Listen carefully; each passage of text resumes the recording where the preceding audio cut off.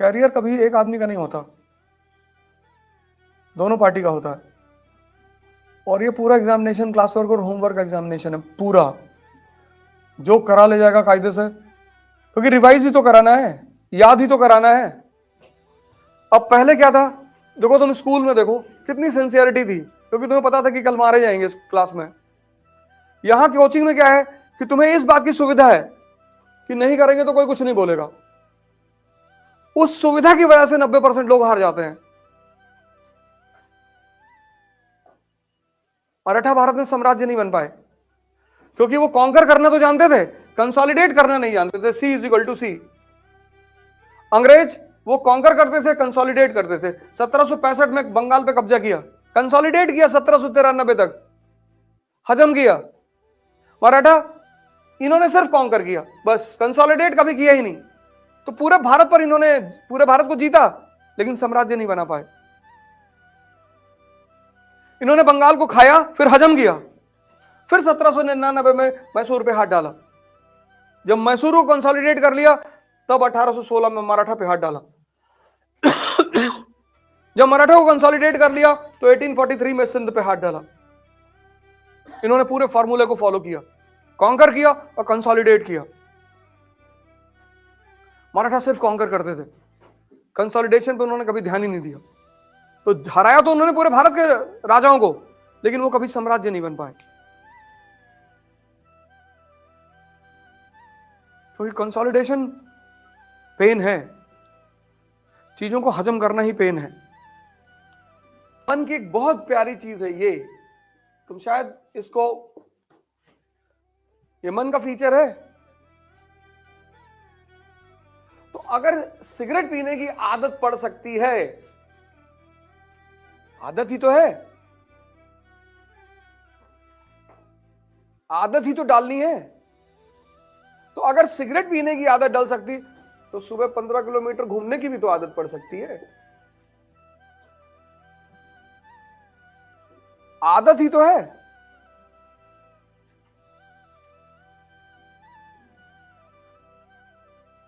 तुम अगर इसको नहीं छोड़ पा रहे हो कि आदत पड़ गई है, तो अपनी डायरी में लिख लो कि मुझे किन किन चीजों की आदत डालनी है। अगर बुराइयों की आदत पड़ सकती है तो अच्छाइयों की भी तो ये काम करना है। डाइजेशन एवरी डे, अगर तुम ये करते चले गए ना, तुम्हारा सिलेक्शन हो जाएगा, तुम दोनों आदमी का सिलेक्शन हो जाएगा। बस तुम जो पूछते हो ना कि जो लड़के सफल होते हैं असफल होते हैं उसमें क्या फर्क होता है, यही होता है। तो जो असफल है ना, वो सोचते किसी दिन डाइजेस्ट करेंगे। अभी तुम जैसे हिस्ट्री चल रही है, तो मेरे साथ ही ना डाइजेस्ट कर लो। मेरे जो, यही तो कोचिंग का सबसे बड़ा इंपॉर्टेंस है, डिसिप्लिन्ड और शेड्यूल्ड। मॉडर्न इंडिया चल रही है, जितना क्लास में पढ़ाया जा रहा है, जितना जिस दिन पढ़ाया जा रहा है, तुम डाइजेस्ट कर लो। हिस्ट्री की कोचिंग खत्म हुई, हिस्ट्री की क्लास खत्म हुई, तुम्हारा हिस्ट्री तैयार हो गया। तुम बाद का कुछ मत रखो।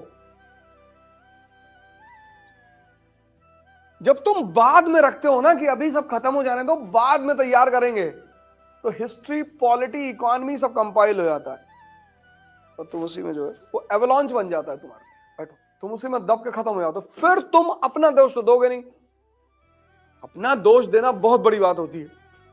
तो वो पढ़ाए नहीं, मॉडर्न इंडिया में सोशल रिफॉर्म मूवमेंट छोड़ दिए थे, पढ़ाया ही नहीं, वो टीचर यहां सही नहीं, फिर दिल्ली जाएंगे।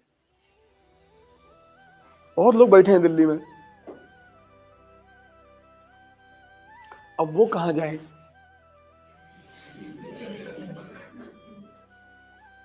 कानपुर से दिल्ली तो पहुंच जाओगे, चलो घर वाले भी मान लेंगे कि हाँ हाँ सही कह रहे हो, यहाँ माहौल ठीक नहीं है, जाओ।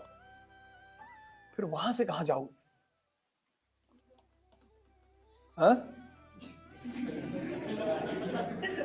वहां से या तो हरिद्वार जाओगी और या मसूरी जाओगी, कोई रास्ता है नहीं, वापस नहीं आ सकते, पब्लिक जीने नहीं देगी तुमको।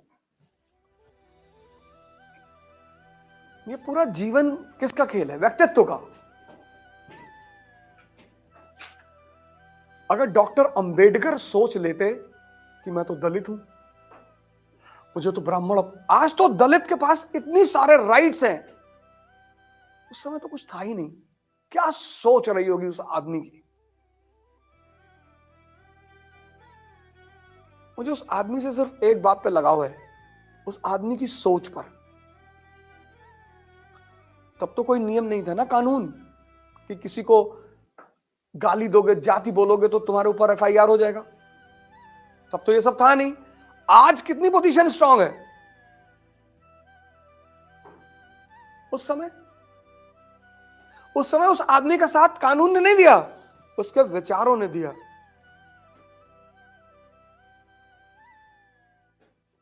मतलब कितनी चुनौतियां रही होंगी उस आदमी के सामने कि ये अपर कास्ट हमको, हालांकि उनके फादर आर्मी में थे, ऐसा नहीं था, लेकिन चुनौतियां कितनी बड़ी बड़ी रही होंगी। उस आदमी ने सोचा होगा इस संविधान सभा मेरे इशारे पर काम करेगी,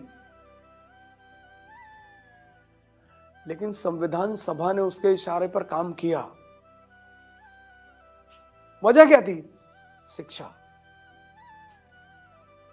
इकोनॉमी से 2 जगह से डॉक्टरेट है, 2 जगह से, एक लंदन से, एक अमेरिका से।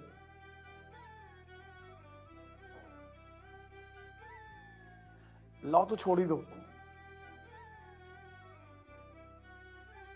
तुम बस उस आदमी की जगह पे खड़े हो जाओ जब वो आदमी क्लास 10th में रहा होगा, कितना ताकतवर मन रहा होगा।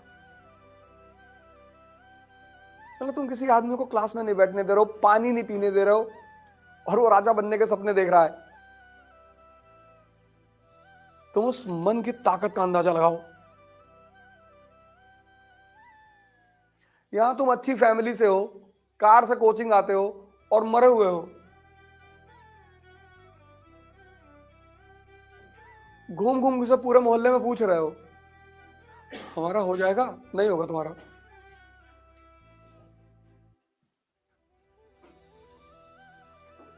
जिंदगी का सबसे प्यारा पहलू पता क्या है? रिस्क, जो 99% लोग ले नहीं सकते। गारंटी चाहिए हर चीज में। कपड़ा खरीदते 4 बार पूछते हैं, भैया कलर तो नहीं छोड़ेगा? नहीं नहीं नहीं, ले जाओ, कलर छूट जाएगा, दूसरा खरीद लेना।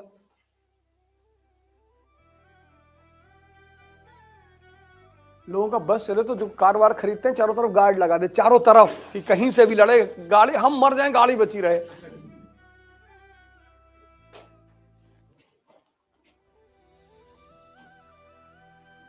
मोबाइल को कैसे बचा के रखते हैं लोग? Cover, tempered glass.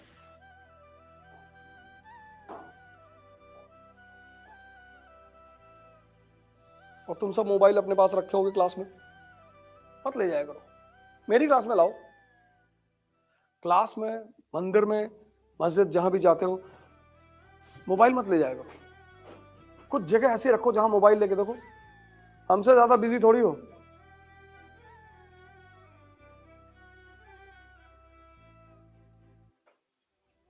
हाँ, तुम्हारी गर्लफ्रेंड है तो तुम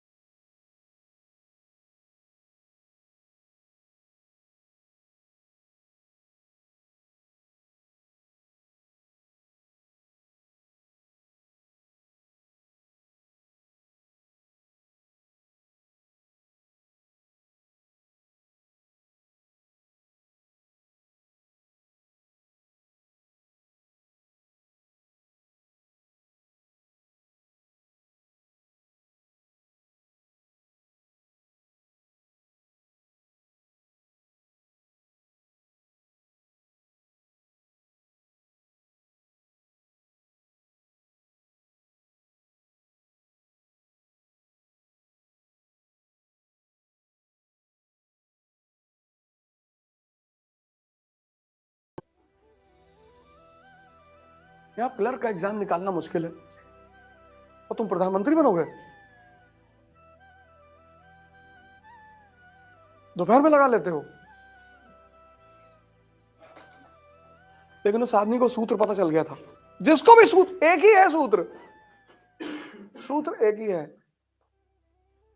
मेंटल एंड फिजिकल स्ट्रेंथ, और कोई सूत्र ही नहीं है ही नहीं। क्योंकि दोनों की ताकत एक चीज तुम्हारे अंदर पैदा करेगी, उत्साह, और उस उत्साह के बल पे तुम इतना कांड करोगे ना, या तो मार दिए जाओगे या राइज कर जाओगे, दोनों ऑप्शन है, कुछ भी हो सकता है, 50-50 है। क्योंकि मैं सिर्फ तरीका बताऊंगा, और जो लगन लिखाना है तो इसी में से 10, 20, 50 नोट करके पे पॉइंट आके डिक्टेट कर दें, उससे फायदा क्या होगा? ये सीख रहे हो जो अभी क्लास चल रही है, दिमाग में दर्द हो रहा होगा, मजा भी आ रहा होगा नहीं? और अगर मैं 20 पन्ना ले आऊं यहां पे और डिक्टेट करूं, तो तुम्हें फील तो होगा कि बहुत बहुत मिल गया यार, पर तुम अंदर से खाली रहोगे। यही फर्क है ना पुरोहित परंपरा में और सेंट परंपरा में। पंडित तुम्हारे घर आता पूजा कराने, कोई भी पूजा, तो तुम्हें फील होता है कि बड़ी जबरदस्त पूजा हुई यार, और पैराफेरनेलिया ही ऐसे करता है, पूरा चक्र वक्र ऐसे बना के, बीच में गौरी शंकर और पत्थर और बेल कहता सारा सामान लेकर आओ, और तुम बस ऐसे बैठ के देखते हो।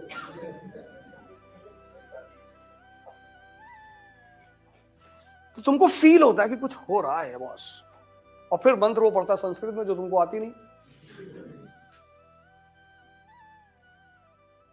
लेकिन जब तुम बुद्ध के पास जाते हो, कहते हैं यार देखो, ड्रामेबाजी बंद करो, आंख बंद करके बैठना शुरू कर दो। वो लगता है आंख बंद करने सब हो जाएगा। हाँ,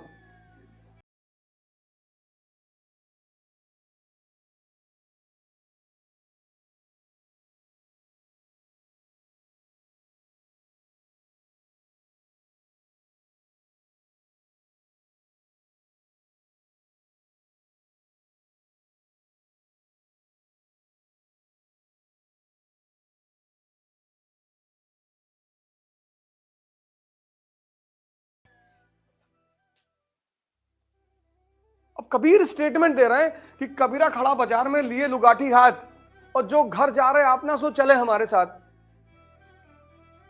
यहां घर बनाने की तमन्ना है, तुम जलाने की बात कर रहे हो। कौन जाएगा कबीर के साथ? कबीरा खड़ा बाजार में लिए लुगाठी, ये आग जला के रखे हैं अपना घर।